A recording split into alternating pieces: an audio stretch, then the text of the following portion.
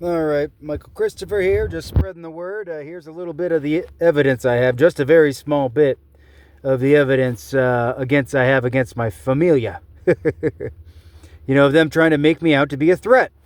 Never threatened anyone, never threatened to hurt anyone else. But you should see here, right on April 29th, they're talking about seeing if there's any way to get him committed without his consent.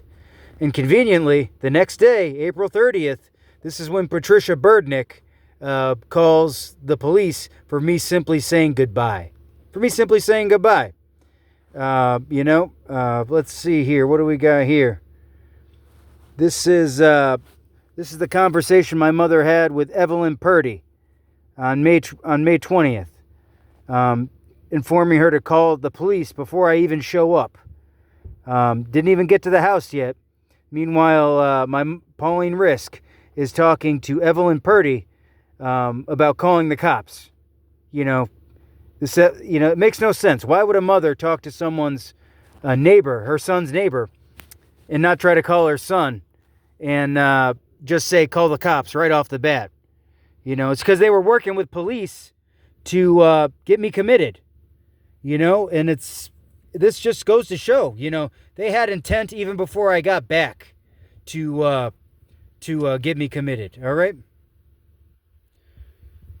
We can see here Patricia Berdnick. Talks about a lot of things, but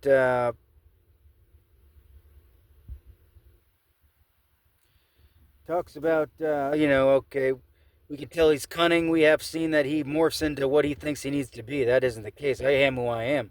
We need to face the fact that Mike we knew may never come back to us, and because the system is broken, many Mikes are out there wreaking havoc.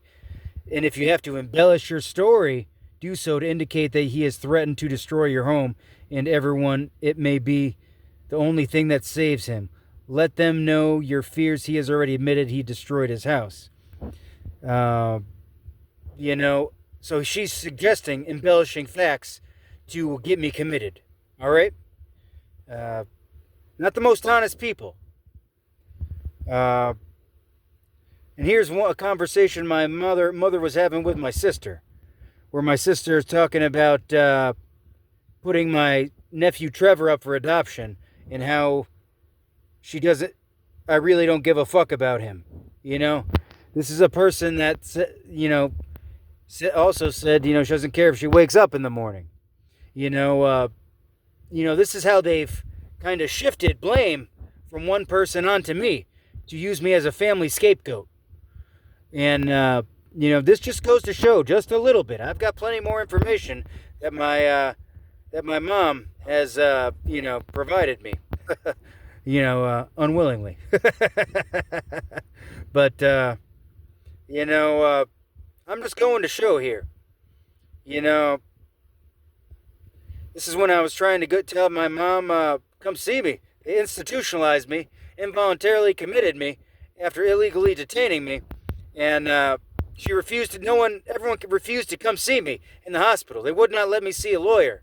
I was unable to talk to anyone about getting a lawyer. They would not let me see a judge. Okay, my civil rights were violated, and my family knows a little something about that. But this is just a little bit of information here, showing that they were working together. Look at all this information.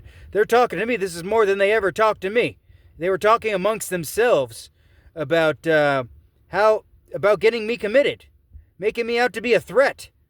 And it's just not right. And it's just a little bit of the information that shows that my family was working against me. Once again, no one has ever sat down and had a conversation with me. They choose not to have a conversation with you so they can perpetuate whatever story they want to. And I am who I am. I'm a real one. These people are fake. And I'm just showing that. But anyways, God bless and take care.